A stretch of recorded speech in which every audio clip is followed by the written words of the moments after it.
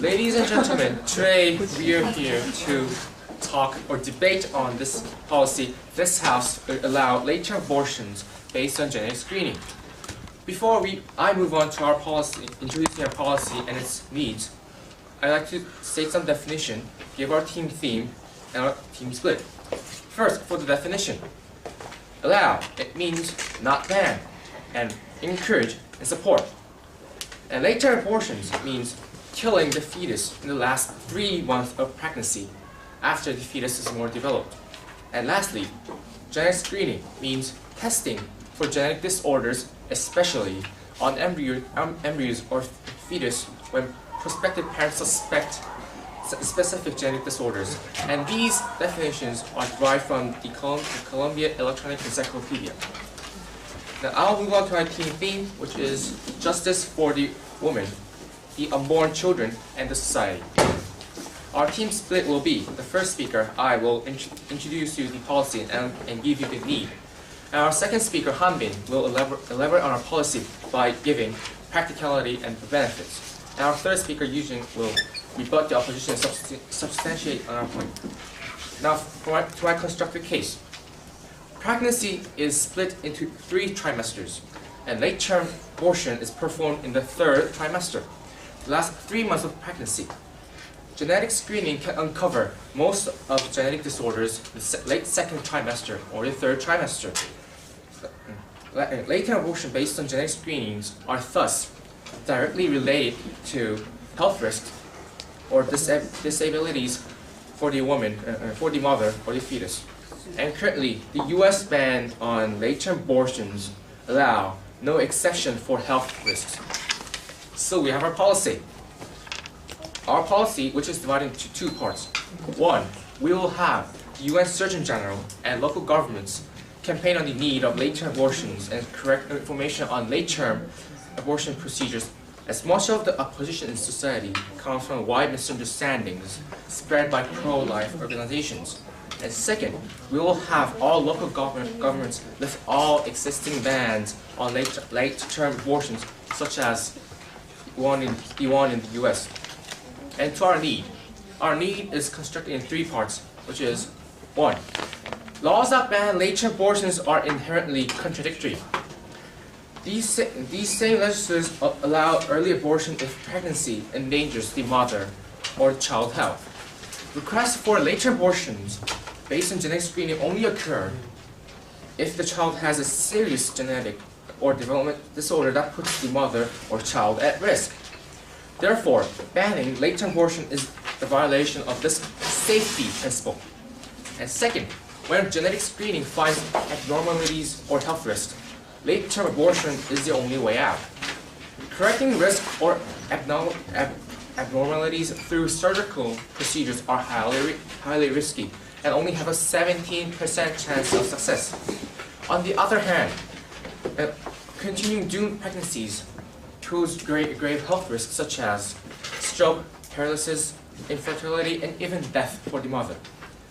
And lastly, the third of our need is campaigns are necessary to correct misunderstandings surrounding late-term abortions.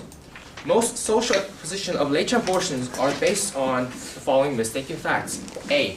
There are many late-term abortions. In fact, and for this mistaken fact, that 90% of abortions are performed in the first 3 months, the first trimester. So this is a dramatic exaggeration. Late-term abortions are rare. And B. All late-term abortions are partial birth abortions. This is a mistaken term. Partial abortions are in fact called IVS abortions, and also there are many types of late-term abortion procedures.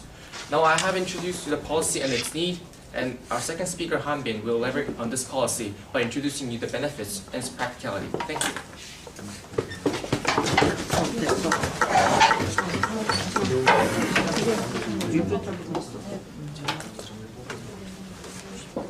Imutek is the first speaker for the opposition side. Let's welcome him.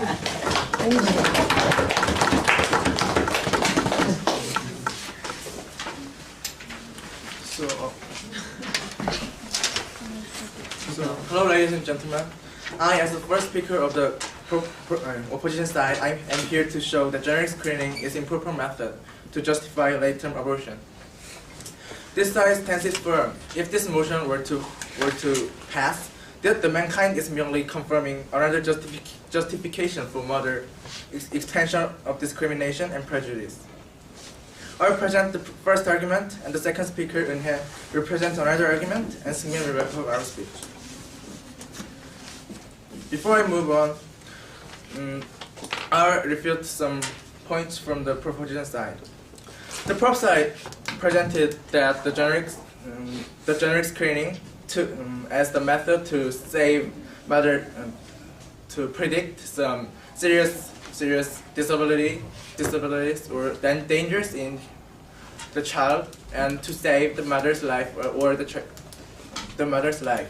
However, the problem is that the generic screening is in fact very hard to interpret, and the result is not very clear. So there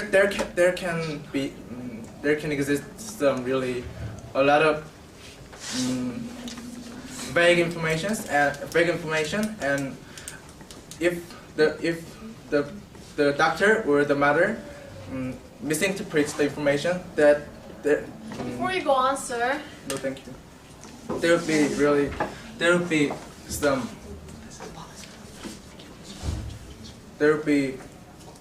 really big mistake in the killing the children.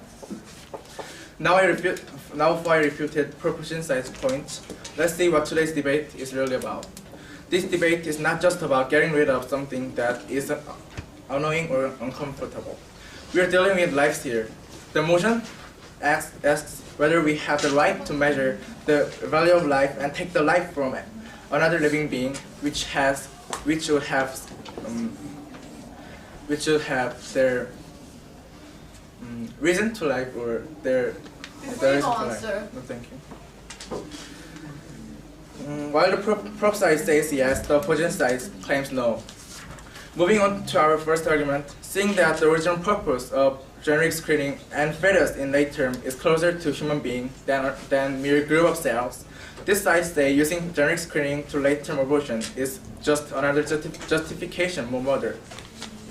Generic screening, on the contrary to proposition side's usage, was originally for two purposes: to get rid of parents' uncertainty and to provide information for parents' future decision. What is distorted is the second purpose. The future decision doesn't mean that parents have the right to. No, thank you. The right to abort their child or not, but it means their parents can have time to prepare for their children when generic screening predicts some possible disabilities. Also, the fetus between 20th week and 27th week develops the ability to feel pain, and it becomes viable. In other words, its possibility to survive drastically increases during this period. And the late-term abortion is obviously done after this period. Ladies and gentlemen, there exists a debate on from what period does the fetus become the human, but this side clearly believes that the fetus feeling pain and becoming viable obviously stands as a reasonable standard that shows the fetus in 6 or 7 months old is human. Then, ladies and gentlemen, therefore aborting the fetus in its last development period is a murder, and using the information provided by generic screening is as the reason. As the for late-term abortion is just the justification for murder. Ladies and gentlemen, what the proposition side is overlooking is the fact that the result of generic screening actually doesn't justify the abortion, and the fetus, like us human, does feel the pain from the scissors cutting and chopping him or her. Therefore, the opposition side claims this policy to fail. Thank you.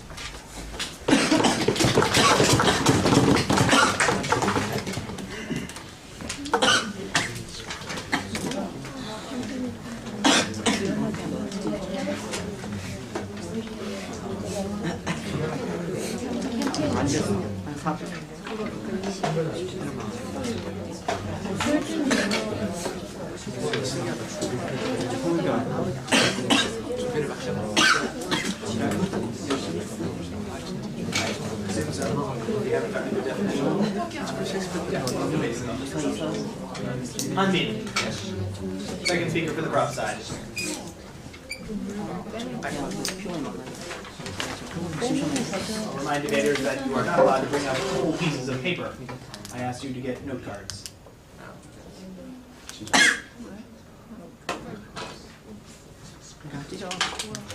알면 되지.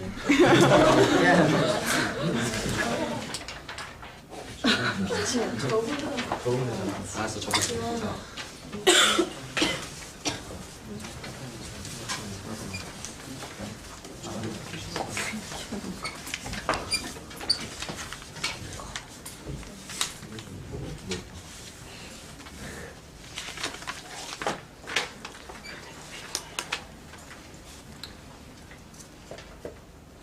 Okay, thank you, speakers from both sides.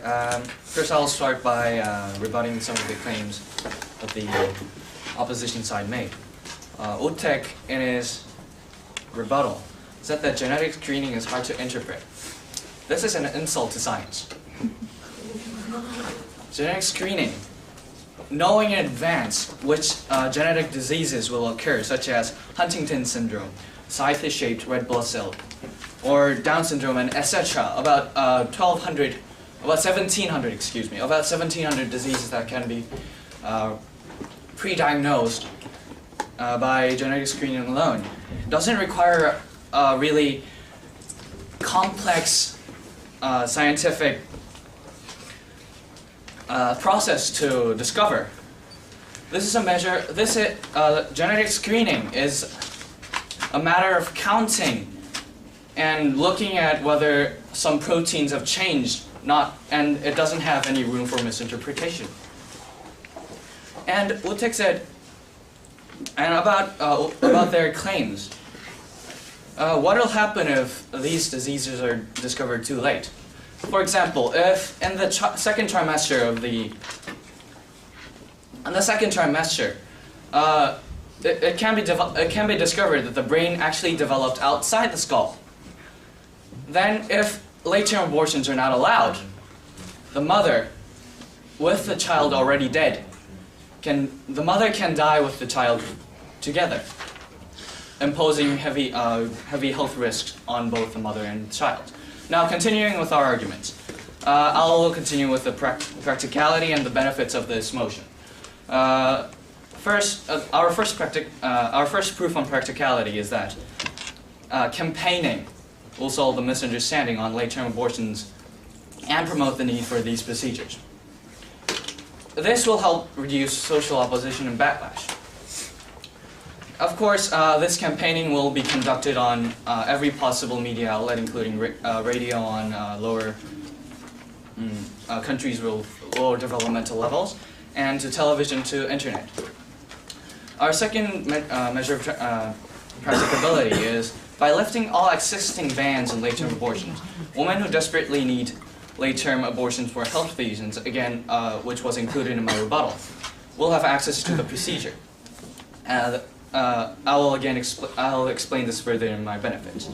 And no, thank you. And the third practicality is that there will be no misuse regarding the health risk issue, because, as the motion states, right here, all these late-term abortions will be performed based on genetic screening, which I explained have almost no room for misinterpretation. Now I'll go over to our benefits. Our first benefit, no thank you, our first benefit is that we will protect the health of a woman. If the women are in great danger, desperately do not want a disabled child, which are basically incurable.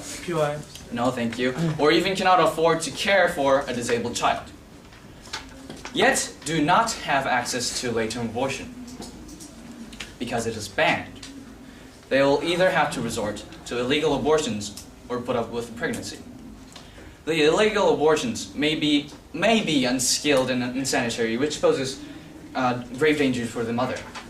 And putting up with the pregnancy may also bring serious damage to the mother, such as paralysis or strokes, and may even be fatal. No thank you. While bringing psychological trauma to the mother. Allowing late-term abortion eliminates all of these risks. Second, allowing late-term abortions will help protect these misunderstood women. Women who put up with and request late-term abortions are either unfeeling or cruel, or completely desperate. She is fearful for the life or the future of her unborn child. This late-term abortion is distressing for all these involved, and the woman will endure labor just like will childbirth. But the woman being willing to put up with this means they have given the matter through consideration and have decided clearly. Assuming that women request such abortions without seriously considering the issues involved is insulting to their intelligence and integrity. Our third benefit is that to the woman by the third trimester, the fetus is already her precious unborn child, psychologically, and she's making the most difficult decision of her life. We should not forget the woman's right in face of the unborn fetus's right. Also, it is contradictory, no thank you, that women are forced to put up with risky pregnancies or having disabled children, when there are no laws that obligate them to donate organs for their child's survival. In effect, if we ban late-term abortion, we impose greater obligations to women to preserve their fetuses, than to preserve the life of their born children. Allowing late-term abortions help prevent potential social problems too. Mothers may not be able to provide or may be unable to afford the extra care necessary for a handicapped child. If late-term abortion is banned, these children will be put up for adoption or may remain in the hands of the social system, increasing social burden and making these children lead unfortunate lives. And, okay, by promoting this motion, we give justice to the woman, the unborn children, and society. So this motion must pass. Thank you.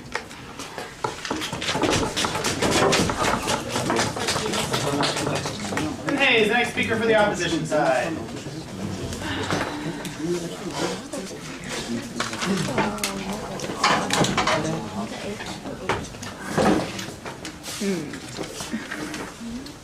Hello, ladies and gentlemen. Today, we're debating on the topic that this House would allow late-term abortions based on genetic screening. Before I go on to my actual points, I would like to rebut some of the points that the proposition side have made. First, in Incumbent's rebuttal, he have mentioned that the statement that genetic screening is hard to interpret is essential to science. However, I again emphasize that genetic screening shows only the possibility. A mere possibility, ladies and gentlemen. The child is aborted only because there is a possibility of being disabled. Now, now this is my second rebuttal, and I want to challenge that proposition and ask them that in the status quo, women are allowed to have abortions. No, thank you, ma'am. Allowed to have abortions if their life is in threat. And is the proposition arguing for the status quo? I want to ask her that. Before you go on, ma'am. No, thank you. And our side claims that late-term abortion based on genetic screening is a moral hazard problem. This is the expansion of discrimination and prejudice within society. Let's look at the major cause of abortion. According to a research done by Daewon College report, 71% of the women claim that they aborted their children because of possible genetic disease and malfunctioning. Not all, but a majority of cases explain that abortion is due to and based on the discovery of a possibility of an inherent disease or malfunctioning with the child. The policy the proposition side is suggesting is bold enough to claim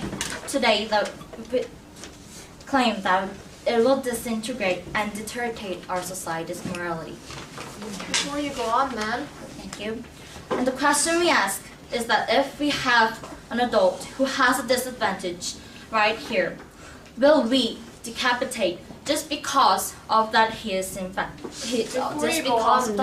he is different? No.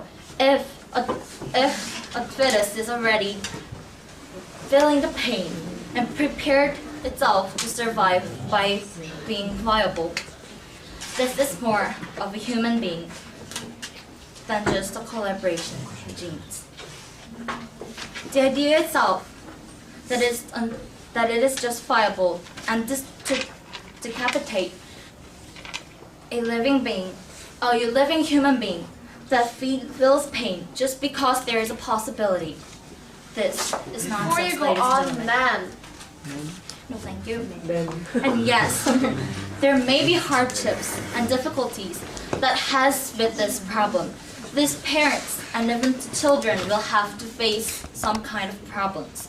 However, rather than accepting the truth that they are disabled, they and always will be different from the others, Before you and go regarding on, them as unequal, the prop side is saying that it's okay for parents to kill a living being, a living human being that could have been their son or daughter, and be free from their responsibilities.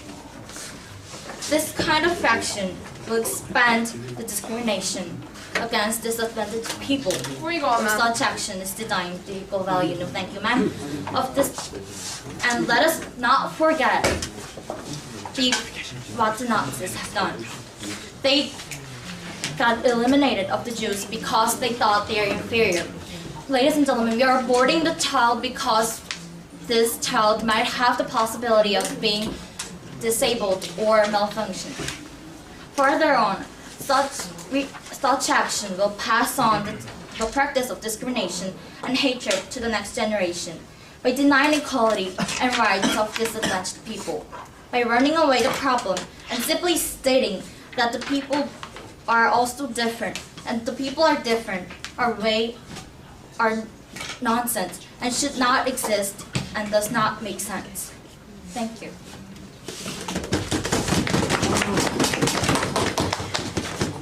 Hyungjun and Ms. Ya. I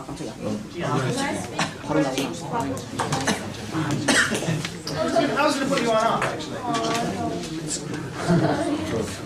Robin, for the opposition, you are losing.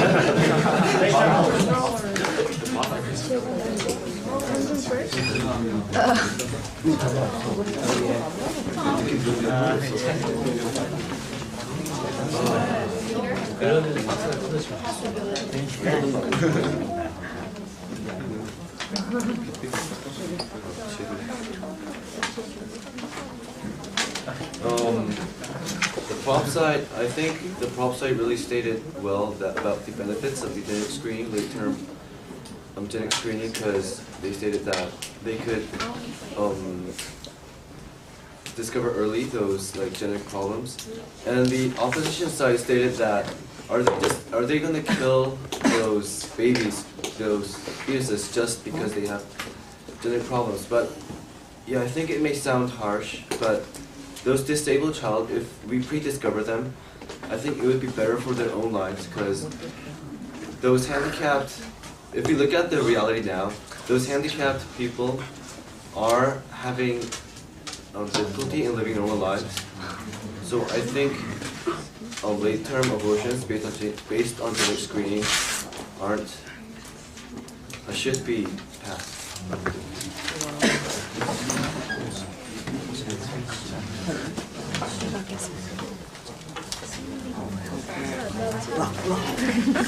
Okay, so I should rebut what Hyungjun said. Hyungjun said that you should look at the reality, and in reality, since these disabled kids have higher possibility of dying than living, we should, we should look at the practicality and let them die. However, this is, this is not, this is a, this is, what is it? This is concerning human life. Human life. We're talking about human life here. If we have 2% of living and 98% of dying, what should we do? We should do everything we can to, revive that person. Okay, Hyungjun? Okay, and then I believe that I have heard no policy from the proposition side. I have heard that they would launch campaigns and those kind of stuff, and they would they would do local governments and U.S. Surgeon Generals to do something, but I believe that we haven't heard a specific policy from the province side. Thank you.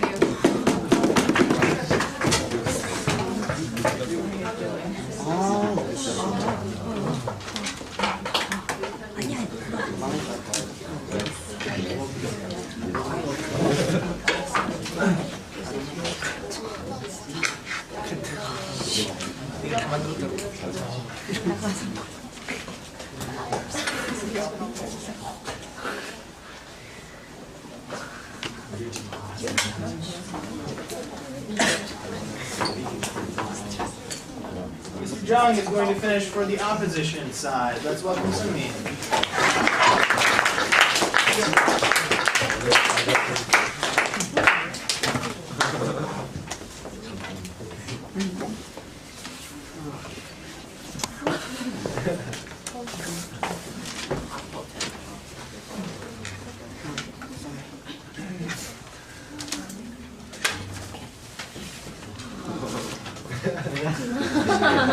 Okay, I'm really sorry. Let's go. Okay, so good evening, everyone. As the last speaker for the opposition side, I would like to sum up the debate for today. The opposition's last speaker is expecting a very fiery and very great oratorial speech from the province side, so I would like to move on to the points really quickly and focus on what has been going on in the debate.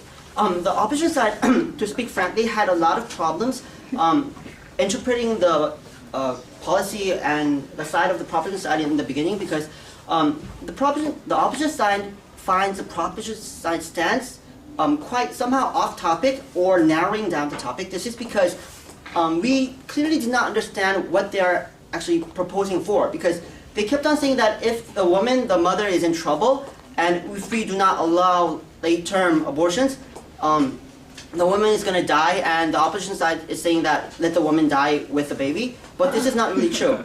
I mean, this is not what we're saying. So the opposition side has had a hard time understanding what they were talking about. What information, sir? No, thank you. Okay, let's see. The debate will make it more clear. Okay, starting from the proposition side, what they said, the opposition side also had trouble in this because we really did not understand what their policy was and what was the need and what they're really going to do. The policy they mentioned in, thank you, 2 sentences is that UN Secretary General will launch a campaign and local governments will do something. On the opposite side, thank you, will clearly state that we do not see any incentive for the debate on this is clearly going on right now for the UN Secretary General or the local government to do anything. And they do not say any kind of incentive that will make these people work this. And more on, they said the need is, okay, forget that. Before you go on, no, sir. thank you. They further move on to say that, Before you go on, sir. no, thank you.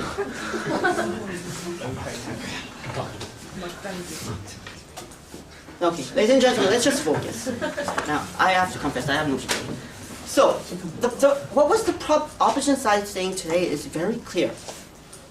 The fetus, after given the definition of the proposition side today, it feels the pain and is Before you go viable. on, sir. No, thank you. We must think, is this fetus just a collaboration of genes, or is it more closer to human? And what are we trying to do with them? The proposition side is saying that it is okay to cut them in pieces Sir. and let them die. Well, thank you. Now, this is the main problem of this issue today, because if it's nothing, I mean, ladies and gentlemen, we must consider the same question again, that if we had an adult who had disadvantages right here now, Before you go on, no thank sir. you, will we allow people to cut him in pieces? Sir. No, Sir! no, thank you. Now, the stance of the opposite side today was that if the motion were to pass, the mankind is really confirming another justification for murder and expansion of discrimination and prejudice.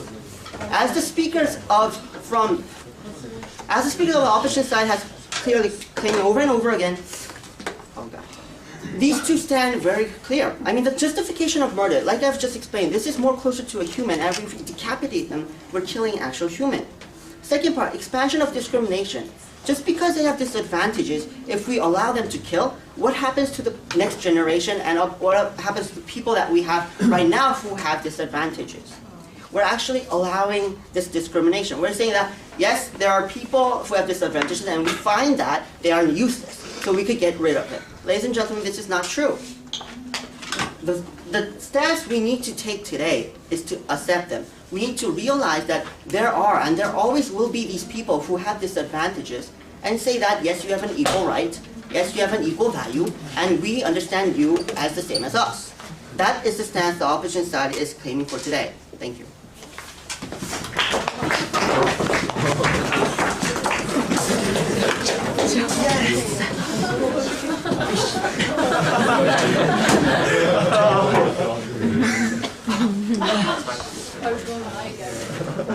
Oh my God.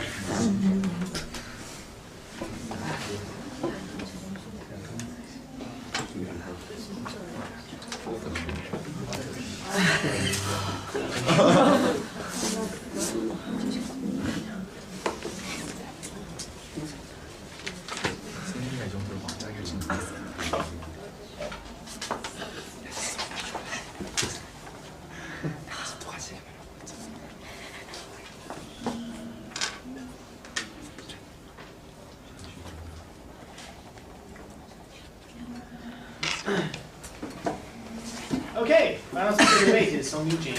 Welcome, everyone.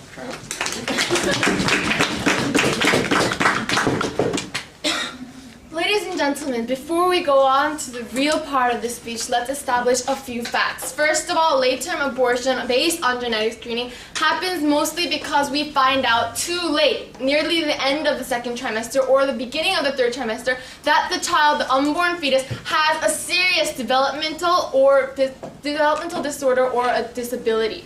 So what if the skull has been, if the brain has been developing outside of the skull, but they found that at the end of the second trimester. This is, according to doctors, going to be poisonous to the mother also. So we're saying if we find out things too late in which the child cannot survive for one, and another, that the mother can also be harmed, then we say that we should allow late-term abortions. They paint this as a matter of designer babies, as moms choosing what kind of children they want, as moms wanting healthy children that aren't disabled. If the children can survive, then there is proof that mostly moms do not choose to abort their children, because this is the third trimester. Mothers do not think of children as unborn fetuses. They think of them as their unborn baby, as their unborn child. It is a hard decision for the woman to make, and she makes it on a basis of clear thought and consideration. Because the child cannot survive or because she is harmed, it is a choice that the desperate woman has to make. They paint this woman as cruel and evil and inconsiderate, but this is not true. There are inherent dangers in late-term abortion, and that is the reason why this is their only choice to take the way out. Therefore, we say, no, thank you, sir, that late-term abortions should be allowed on this context, and let's go on to the debate. Now, the policy of the proposition, they say, was not clear, but it was clear. First of all, we will have the UN Surgeon General and the OHCHR and local governments cooperate to campaign these misunderstood facts, because the opposition has clearly misunderstood the facts also. And second of all, we're saying that the governments that have already placed bans on late-term abortions should lift their bans. That is a clear policy, because, for example, in the United States, there is a ban on late-term abortions, ladies and gentlemen, enacted since 2004. So we're saying that these kinds of bans should be lifted so that late-term abortions are allowed, and we believe that that is a standing policy. So, no, thank you, sir. So let's go on to the fact about late-term abortion. First of all, they say that first of all, there is a clear fact that late-term abortions are not simply possibility choosing, because these skulls, these brains developing outside of the skulls, or the sky-shaped RBC things, these are fatal things that happen to the babies, and they're clear. You can see this in the pictures on the genetic screening. It's not a possibility. And also, even if it is a possibility, if it's a possibility that the woman will be handicapped for life, will be paralyzed, will have a stroke, or may even die, then is it a possibility that we should not listen to? No, ladies and gentlemen, because the woman is the first priority, ladies and gentlemen. She is already a living human being, and we should be protecting her health too. Point, ma'am. And it's also inherently contradictory, sir, that because we allow abortion in early terms for the case in which the woman's life is at risk, it's contradictory that when the woman's life is at risk in late term that we don't allow this, ladies and gentlemen. It's an inherent contradiction in society. And we say that since it's not discrimination, it's not a policy, and it's not murder, because lives are at risk anyway, and we need to say this, and this is the only way out. we ask you, ladies and gentlemen, to propose this motion. We say that for society, for the unborn child, for the parent, this is a very painful matter. This is a painful matter for the woman. It's a psychological scar for the woman, but she has no other choice. That's why she's taking it. And to leave this fact in your mind, to give you something to think about, I'll ask you this. In the United States, doctors have claimed that only about 3% of the mothers who know that their children are disabled after genetic screening choose to have late-term abortions. Late-term abortions are very rare. Why is that? Because the children are precious to their parents by the 3rd trimester. They know that they want their children to be born, but they choose it only in the case where their children or they cannot survive. So we're saying that this is not a matter of discrimination, this is not a matter of choosing your designer babies, but it's actually a matter in which the woman painfully chooses because she knows that there is no other way. Therefore, we beg you to propose. Thank you.